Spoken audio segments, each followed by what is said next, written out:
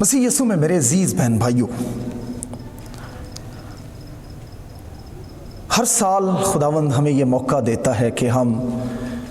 ईद क़यामत अल मसीह को सेलिब्रेट करें। क्या कभी आपने इस बात का अंदाज़ा लगाया या इस बात के बारे में गौर किया कि खुदावंद यीशु मसीह का मुर्दों में से जी उठना बतौर ईमानदार हमारे लिए क्या अहमियत रखता है? जब हम पौलुस के खतूत का बगौर जायज़ा लेते हैं तो पौलुस रसूल अपने तमाम ख़तों के अंदर खुदावंद यीशु मसीह की क़यामत को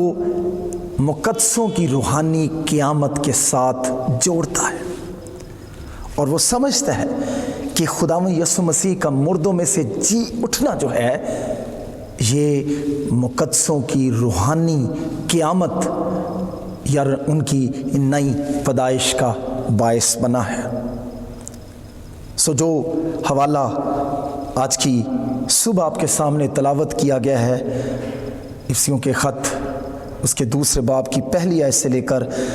10वीं आयत तक, इस हवाले के अंदर भी कुछ ऐसी ही बात दिखाई देती है। और ख़ास तौर पर जब हम इफ्सियों के ख़त के दूसरे बाब की पहली आयत को पढ़ते हैं तो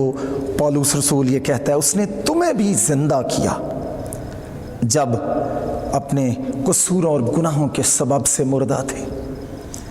अगर हम इफ्सियों के ख़त उसके पहले बाब की 20वीं आयत से लेकर 23वीं आयत के आखिर तक पढ़ें तो हमें खुदा ताला की कुदरत के बारे में पढ़ने का मौका मिलता है। इफ्सियों के ख़त के पहले बाब की 20वीं आयत से लेकर 23वीं आयत के अंदर हम खुदा बाप की कुदरत का इजहार उसके बेटे यीशु मसीह की क़यामत और उसके सऊद की सूरत में और उसको तमाम आसमान और ज़मीन के अख्तियार के सौंपे जाने की सूरत में देखते हैं और ये भी देखते हैं कि अब सब कुछ उसके पांव तले कर दिया गया है और उसे कलीसिया का सरदार बना दिया गया। लेकिन जब हम दूसरे बाब की पहली ही आयत को पढ़ते हैं तो कलाम में लिखा है, उसने तुम्हें भी ज़िंदा किया जब तुम अपने कसूरों और गुनाहों के सबब से मुर्दा थे। यानी खुदा बाप ने जिस अपनी कुदरत के इस्तेमाल की बदौलत अपने बेटे यीशु मसीह को मुर्दों में से जलाया है, आसमानी मुकामों पर बिठाया है, तमाम अख्तियारात का मालिक व मुख्तार अपने बेटे को बनाया है, सब चीज़ें उसके पांव तले की चौकी की हैं और उसे कलीसिया का सरदार बनाकर कलीसिया को दिया है। खुदा बाप ने उसी अख्तियार और कुदरत की बदौलत उसने मुझे और आपको भी ज़िंदा किया है। और यही बात खुदावंद का बंदा पौलुस रसूल इफिसस की कलीसिया के ईमानदारों को बावर करवाना चाहता है कि खुदा बाप ने अपने बेटे यीशु मसीह की क़यामत में, उसके सऊद में और उसके अख्तियार सौंपे जाने की हकीकत के भेद के अंदर तुम्हारी रूहानी क़यामत भी बर्पा की है। उसने तुम्हें भी रूहानी तौर पर अपने बेटे में ज़िंदा किया है। इसलिए मेरे अज़ीज़ों, आज हमें इस हवाले पर गौर करने की ज़रूरत है। ये हवाला इस बात को ज़ाहिर करता है कि खुदावंद यीशु मसीह की क़यामत ऐसी हकीकत नहीं थी जिसका ताल्लुक़ सिर्फ़ उसकी ज़ात पाक से है, बल्कि उसका ताल्लुक़ उसके पैरोकारों के साथ भी है, उन लोगों के साथ भी है जो उस पर ईमान लाते हैं। वो उनको भी ज़िंदा करता है और हमेशा की ज़िंदगी की बरकत से माला माल करता है। लेकिन मेरे अज़ीज़ों, अगर हम इस हवाले का बगौर जायज़ा लें पहली आयत से लेकर 10वीं आयत तक, तो ये हवाला जो है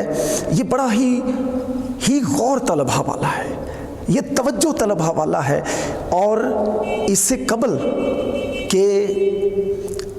खुदा के लोग इस भेद को जाने कि खुदा बाप ने उनके लिए क्या किया है, वो उनको ये भी बावर करवाना चाहता है कि इससे कबल कि वो زندہ کیے جاتے ان کی کیا حالت تھی۔ میرے عزیزو، جب ہم افسیوں کے خط کے دوسرے باب کی پہلی آیت سے لے کر تیسری آیت تک پڑھتے ہیں تو اس حصے کے اندر پولس افسس کی کلیسیا کے ایمانداروں کو ان کی اس حالت سے آگاہ کرنا چاہتا ہے جو یسوع مسیح کے بغیر تھی۔ اور میرے عزیزو، ابھی ہمارے لیے موقع ہوگا کہ ہم اس حالت کا جائزہ لیں کہ افسس کی کلیسیا کی حالت، افسس کی کلیسیا کے ایمانداروں کی حالت یسوع مسیح کے بغیر کیسی تھی۔ پہلی بات جو خداوند کا بندہ پولس رسول افسیوں کے خط کے دوسرے باب کی پہلی آیت کے اندر کرتا ہے، وہ کہتا ہے کہ تم اپنے قصوروں اور گناہوں کے سبب سے مردہ تھے۔ گویا وہ ان کو بتاتا ہے کہ تم تو مردہ تھے، تم قصوروں اور گناہوں کے اندر مردہ تھے۔ اور پھر دوسری بات جو ان کی بابت کہتا ہے کہ تم پیشتر سے دنیا کی روش پر چلتے تھے، جیسا چال ڈھال،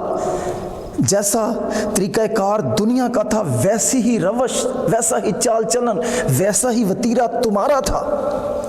اور پھر تیسری بات جو افسس کی کلیسیا کہ یسوع مسیح کے بغیر جو ان کی زندگی تھی اس کا تذکرہ کرتے ہوئے کہتا ہے تم ہوا کی عملداری کے حاکم، یعنی اس روح کی پیروی کرتے تھے جو اب نافرمانی کے فرزندوں میں تاثیر کرتی ہے۔ گویا یہاں پر وہ کہہ رہا ہے کہ تم شیطان کی پیروی کرتے تھے، تمہارا چال چلن، تمہارا اٹھنا بیٹھنا سب کچھ اس ابلیس کے قبضہ میں تھا۔ ہوا کی عملداری کے حاکم سے مراد یہاں پر ابلیس کی طرف اشارہ کیا گیا ہے۔ یہی نہیں کہتا ہے ان میں ہم بھی سب کے سب پہلے جسم کی خواہشوں میں زندگی گزارتے تھے اور جسم اور عقل کے ارادے پورے کرتے تھے۔ کہتا ہے یہی تمہاری حالت تھی، تم اپنے جسم کی خواہشوں میں زندگی گزارتے تھے، تم جسم اور عقل کے ارادے پورے کرتے تھے۔ یہی نہیں بلکہ تیسری آیت کے آخری حصے میں کہتا ہے کہ تم غضب کے فرزند تھے۔ میرے عزیزو، اس پورے حصے کے اندر افسس کی کلیسیا کے لوگوں کو وہ بتانا چاہتا ہے کہ جب تک تم نے یسوع مسیح کو قبول نہیں کیا تھا، جب تک تم نے یسوع مسیح کو پہنا نہیں تھا، یسوع مسیح کے بغیر تمہاری کیا حالت تھی۔ اور وہ کیا تھی کہ تم مردہ تھے، تم دنیا کی روش پر چلتے تھے، تم ہوا کی عملداری کہ حاکم کی مرضی کے غلام بن کر اس دنیا میں گزارتے تھے، تم اپنے جسم کی خواہشوں کے غلام ہو کر زندگی بسر کر رہے تھے اور تم غضب کے فرزند تھے۔ میرے عزیزو، ان کا گناہوں اور قصوروں کے سبب سے مردہ ہونا، دنیا کی روش پر چلنا، ہوا کی عملداری کی تابعداری میں زندگی گزارنا، جسم اور عقل کے ارادوں کو پورا کرنا، غضب کے فرزند ہونا، یہ تمام باتیں افسس کی کلیسیا کی اس حالت کی طرف اشارہ کرتے ہیں جو یسوع مسیح کے بغیر تھی۔ جب تک انہوں نے یسوع مسیح کو جانا نہیں تھا، یہ باتیں ان کے روحانی ماضی کی طرف اشارہ کرتی ہیں کہ جب تک انہوں نے یسوع مسیح کو قبول نہیں کیا تھا وہ مردہ تھے۔ میرے عزیزو، مردہ ہونے سے مراد ان کی جسمانی حالت نہیں ہے بلکہ ان کی روحانی حالت ہے۔ اور یہی بات خداوند کا بندہ پولس رسول افسس کی کلیسیا کو یاد دلانا چاہتا ہے کہ پیشتر اس سے کہ یسوع مسیح نے تمہیں مردوں میں سے جلایا، تمہاری کیا حالت تھی۔ میرے عزیزو، ہمیں بھی بطور ایماندار جب تک ہم نے یسوع مسیح کو قبول نہیں کیا تھا، ہم بھی اپنے گناہوں اور قصوروں کے سبب سے مردہ تھے، ہوا کی عملداری کے حاکم کی مرضی پر چلتے تھے، دنیا کی روش کے مطابق زندگی گزارتے تھے، جسم اور عقل کے ارادوں کے موافق چلتے ہوئے جسم کی خواہشوں میں زندگی گزارتے تھے اور خدا کے غضب کے مستحق تھے۔ خدا ان کا ایک خادم جس کا نام آر.سی. سپرول ہے، وہ کہتا ہے افسس کی کلیسیا کے نام لکھے گئے خط کہ دوسرے باب کی پہلی آیت سے لے کر تیسری آیت کا یہ حصہ انسان کی گناہ آلودہ حالت، انسان کے کلی بگاڑ کی بہترین تصویر پیش کرتا ہے۔ انسان جزوی طور پر روحانی بیماری کا شکار نہیں تھا، بلکہ اس کی روحانی حالت ایک بالکل ستم ظریفی کی حالت تھی، وہ موت کی حالت میں تھا۔ میرے عزیزو، کلیسیائی تاریخ کے اندر کچھ ایسے لوگ ہوئے جنہوں نے انسان کی گناہ آلودہ حالت کا سرے سے انکار کیا۔ انہوں نے کہا، پلیجیس نامی ایک شخص ہوا جس نے کہا کہ انسان گناہ کی حالت میں پیدا نہیں ہوتا، ہر انسان جو اس دنیا میں آتا ہے اس کی حالت آدم اور حوا کی سی حالت ہوتی ہے، اور بعد میں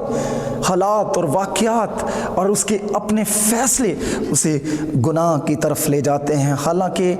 وہ گناہ کی حالت میں پیدا نہیں ہوتا، موروثی گناہ کا اس کی ذات پر کوئی اثر نہیں ہوتی، وہ بالکل گناہ سے مبرہ پیدا ہوتا ہے۔ اس کے ساتھ ساتھ کچھ لوگوں نے میرے عزیزو ایسی ہی سوچ سے کچھ منفرد بات کرتے ہوئے کہا، نہیں، انسان گناہ کی وجہ سے ضرور بگڑا ہوا ہے، اس کی حالت بگڑی ہوئی ہے، لیکن وہ پورے کا پورا بگڑا ہوا نہیں ہے، اس کی جو روحانی حالت ہے وہ قطعی بگاڑ کا یا کلی بگاڑ کا شکار نہیں ہے،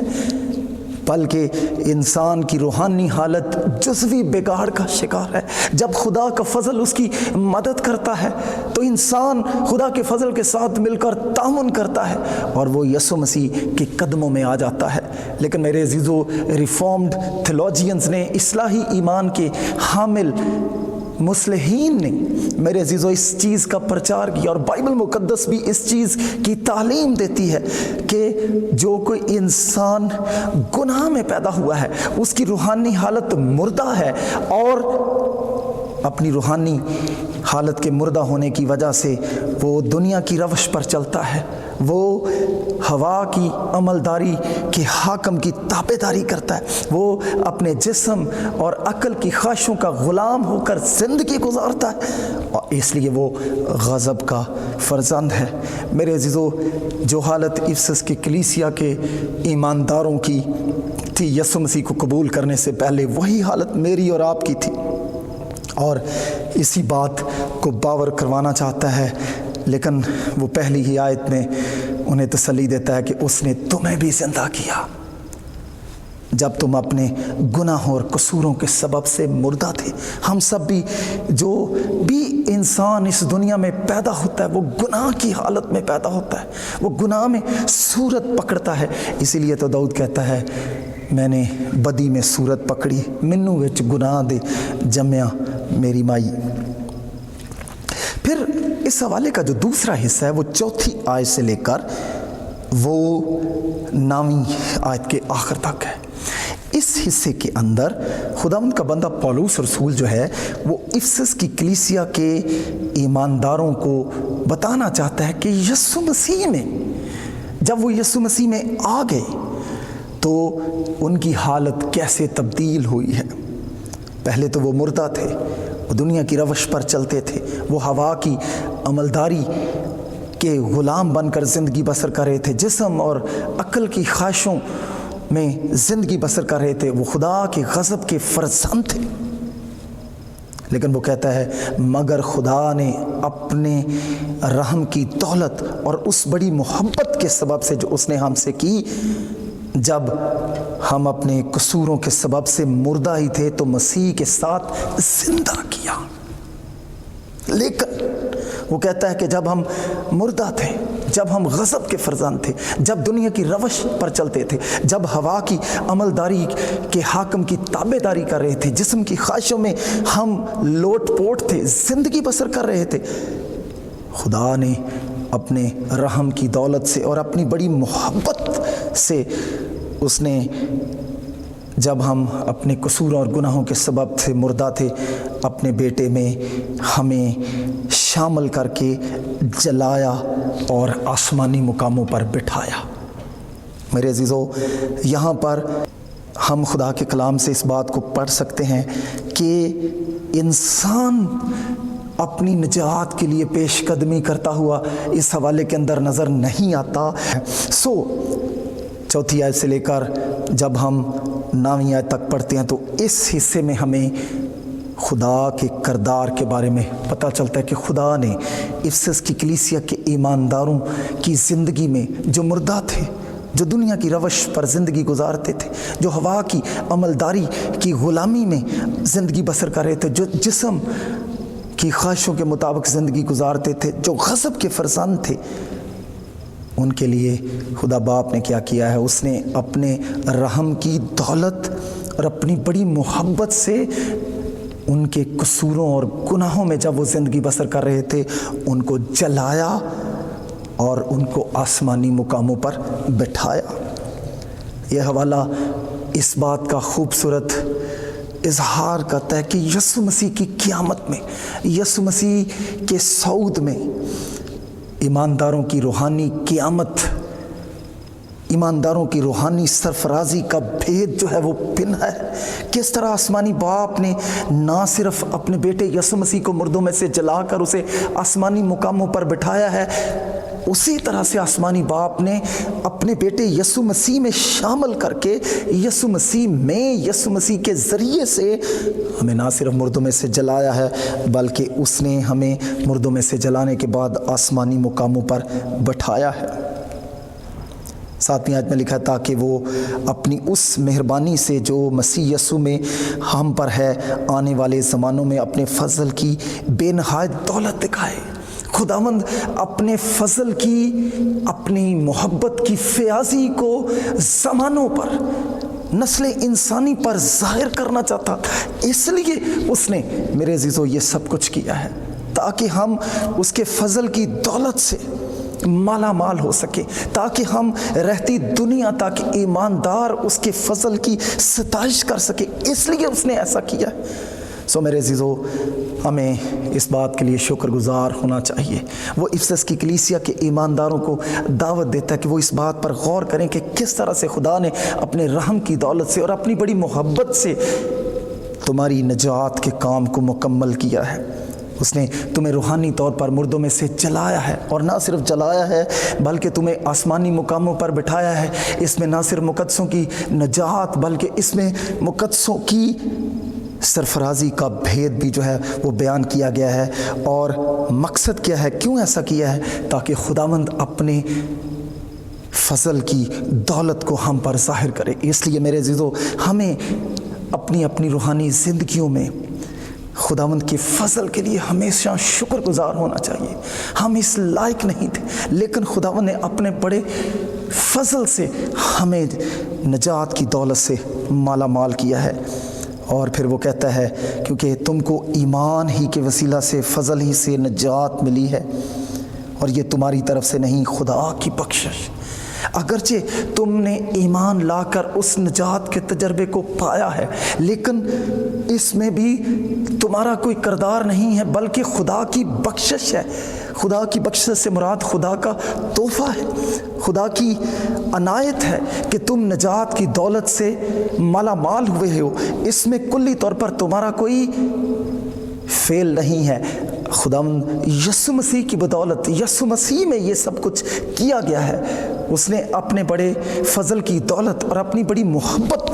کہ یہ سے سب کچھ کیا ہے تاکہ وہ اپنی بے نہایت دولت، فضل کی بے نہایت دولت ہمیں دکھائے۔ لیکن وہ کہتا ہے کہ تم کو ایمان ہی کے وسیلہ سے، فضل ہی سے نجات ملی ہے۔ بہت دفعہ یہ تعلیم دی جاتی ہے کہ انسان کو ایمان کے ساتھ اعمال کرنے کی ضرورت ہے۔ جب ہمارا ایمان خداوند پر ہوگا اور پھر ساتھ ہم کام کرتے چلے جائیں گے تو پھر ہم نجات کو پا سکتے ہیں۔ لیکن میرے عزیزو، نئے عہد نامے کی تعلیم کے مطابق نجات پانے کے لیے ایمان کی صرف ضرورت ہے، کیونکہ کلام میں لکھا ہے میرا راست باز بندہ ایمان سے جیتا رہے گا۔ اور یہاں پر بھی اس بات پر زور دیا گیا ہے کہ نجات کے حصول کے لیے صرف اور صرف ایمان جو ہے وہ بنیادی حقیقت ہے۔ صلیب پر لٹکے ہوئے ڈاکو کے پاس کوئی ایمان نہیں تھے جس کو وہ دے کر نجات کی دولت کو خداوند یسوع مسیح سے حاصل کر سکتا تھا۔ اس نے تو صرف اپنی گناہگار حالت کو یسوع مسیح کے سامنے پیش کرتے ہوئے کہا ہم اپنے گناہوں کی واجبی سزا پا رہے ہیں۔ اس نے یسوع مسیح سے ایمان سے اس کی طرف نظر کی اور اس سے کہا ہے یسوع جب تو اپنی بادشاہی میں آئے تو مجھے بھی یاد کرنا۔ یہ اس کے ایمان کا اظہار ہے، اور یہی بات خداوند کا بندہ کہتا ہے کیونکہ تم کو ایمان ہی کے وسیلہ سے، فضل ہی سے نجات ملی ہے۔ جن کو ملی ہے ان کو بھی ایمان کی بدولت ملی ہے۔ جو آج نجات کو حاصل کرتے ہیں وہ بھی ایمان کی بدولت حاصل کرتے ہیں، اور رہتی دنیا تک جب تک لوگ یسوع مسیح کی آمد ثانی ہو نہیں جاتی، لوگ میرے عزیزو ایمان کی بدولت نجات کی برکت کو حاصل کرتے رہیں گے۔ خداوند یسوع مسیح پر ایمان لا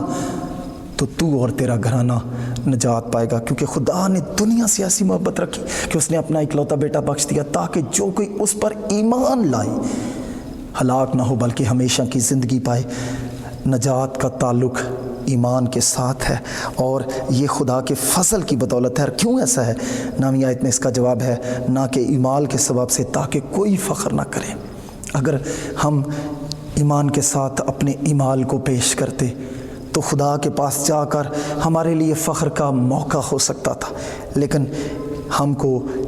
ایمان کے ذریعے سے جو ہے وہ نجات ملی ہے، نہ کہ ایمال کے ذریعے سے، تاکہ ہمارے پاس اس کے حضور جا کر فخر کرنے کی کوئی گنجائش نہ ہو۔ اگر ہمارے لیے کوئی چیز فخر کا باعث ہے تو وہ صرف اور صرف خداوند یسوع مسیح کی کفارہ بخش موت ہے، اس کی صلیب ہے۔ اور یہی بات خداوند کا بندہ پالوس رسول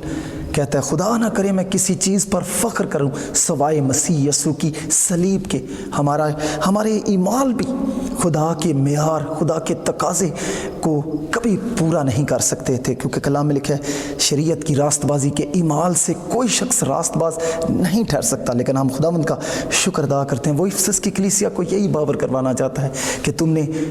نجات کو حاصل کیا ہے، اور یہ نجات تم کو ایمان کے وسیلہ سے ملی ہے اور خدا کے فضل کی بدولت ملی ہے۔ اور یہی بھید وہ افسس کی کلیسیا کے لوگوں کو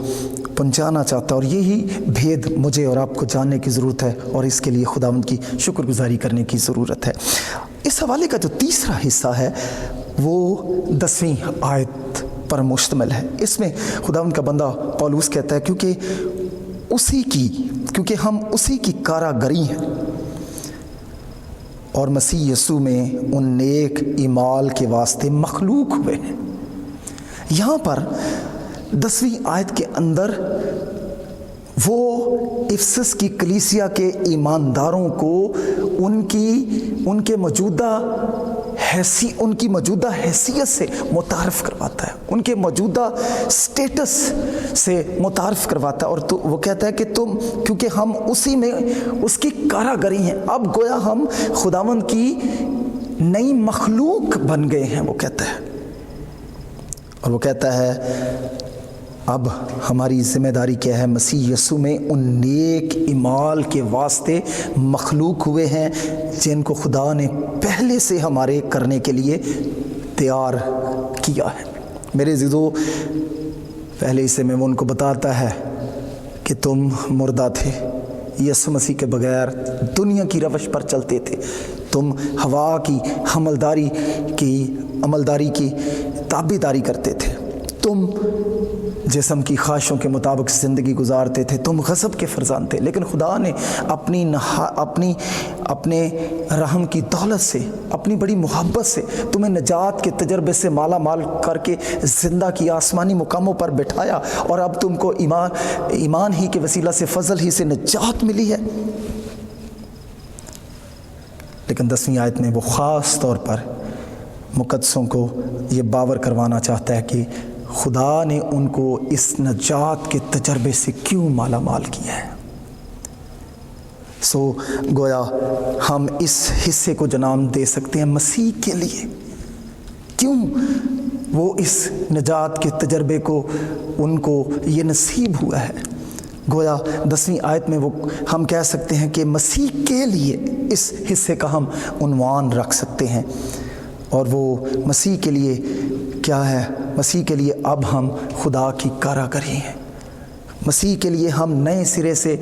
جو ہے وہ پیدا ہوئے ہیں، خدا نے ہمیں نئے سرے سے خلق کیا ہے، اب ہم خدا کی کاراگری ہیں، اور خدا کی کاراگری اس لیے ہیں تاکہ ہم اس دنیا میں نیک اعمال کریں، ہم اپنی راست بازی کے کاموں کو دنیا پر ظاہر کریں، اور ہم دنیا کو بتائیں کہ اب ہم مردہ نہیں رہے، ہم دنیا کو بتائیں کہ اب ہم دنیا کی روش پر چلنے والے نہیں، ہم دنیا کو بتائیں کہ خدا نے ہمیں ابلیس یعنی ہوا کی عملداری کے حاکم کے قبضہ سے چھڑایا ہے، خدا نے ہماری عقل کو، ہمارے ذہن کو تبدیل کر دیا ہے، اس لیے ہمیں اپنی عقل کے تبدیل ہو جانے کی وجہ سے اب ہمیں، چونکہ اس نے ہمیں نئے سرے سے خلق کر دیا، اب ہم چونکہ نئے مخلوق بن گئے ہیں، اس لیے اب ہم نے اس دنیا میں نیک اعمال کو سر انجام دینا ہے۔ کچھ لوگ کہتے ہیں کہ یسوع مسیح کو جب انسان قبول کر لیتا ہے تو پھر اسے کسی قسم کے نیک اعمال کرنے کی ضرورت نہیں ہے۔ یہ ایک غلط نظریہ ہے، اسے اینٹی نومینزم کہا جاتا ہے، اسے لا قانونیت بھی ہم کہہ سکتے ہیں۔ لیکن میرے عزیزو، جب ہم متی کا انجیلی بیان، اس کے خاص طور پر 5واں باب جس میں خدا یسوع مسیح کے پہاڑی واز کے الفاظ ہیں، جس میں لکھا ہے تم دنیا کے نور ہو، تو اس حوالے کے اندر یہ بات بھی لکھی، اسی طرح تمہاری روشنی آدمیوں کے سامنے چمکے تاکہ وہ تمہارے نیک کاموں کو دیکھ کر تمہارے باپ کی جو آسمان پر ہے تمجید کریں۔ ایک کرسچن جب خداوند کے فضل سے نجات کے تجربے کو حاصل کر لیتا ہے، جب خدا اپنے فضل کی نہایت دولت دکھا کر اس کی زندگی کو تبدیل کر دیتا ہے، اسے نئی پیدائش کا تجربہ بخش دیتا ہے، تو ایک مسیحی کی ذمہ داری ہے کہ وہ اپنی عملی مسیحی زندگی کو ظاہر کرتے ہوئے اس دنیا میں پاکیزہ چال چلن اختیار کرے، وہ خدا کے جلال کے لیے نیک کام سر انجام دے تاکہ ہمارے نیک کاموں کو دیکھ کر غیر اقوام جو ہیں وہ خداوند کی تمجید کریں۔ آج اس حوالہ کی روشنی میں ہم نے 3 خاص بنیادی باتوں کو سیکھا۔ پہلی آیت سے لے کر 3 آیت تک وہ بتاتا ہے کہ جب تک انہوں نے یسوع مسیح کو قبول نہیں کیا تھا، یسوع مسیح کے بغیر ان کی کیا حالت تھی۔ پھر 4 آیت سے لے کر 9 آیت تک وہ بتاتا ہے کہ جب وہ یسوع مسیح میں ان کی کیا حالت ہو گئی، ان کو نجات کی دولت سے مالا مال کر دیا گیا۔ اور پھر 10ویں آیت میں وہ کہتا ہے کہ اب چونکہ تم نجات کی دولت سے مالا مال ہو گئے ہو، اب تم نے مسیح کے لیے زندگی گزارنی ہے۔ تمہارا چال چلن ویسا نہیں ہونا چاہیے، تمہیں دنیا کی روش پر نہیں چلنا، تم نے ہوا کی عملداری کے حاکم کی مرضی پر نہیں چلنا، تم نے اپنے جسم کی خواہشوں کے غلام ہو کر زندگی نہیں گزارنی، کیونکہ غلطیوں کے خط میں لکھا ہے اور جتنے مسیح یسوع کے ہیں انہوں نے اپنی خواہشوں اور رغبتوں سمیت اپنے آپ کو صلیب پر کھینچ دیا ہے۔ اس لیے اب چونکہ ہم نئے سرے سے خلق ہو چکے ہیں، ہم یسوع مسیح کے طفیل نئے مخلوق بنا دیے گئے ہیں، اب ہم اس کی کاراگری ہیں، اس لیے ہمیں اپنی زندگیوں سے نیک اعمال کو سر انجام دینا ہے اور خدا کے جلال کو ظاہر کرنا ہے۔ یسوع مسیح کی سی زندگی جو ہے وہ ہم نے اس دنیا میں گزارنی ہے تاکہ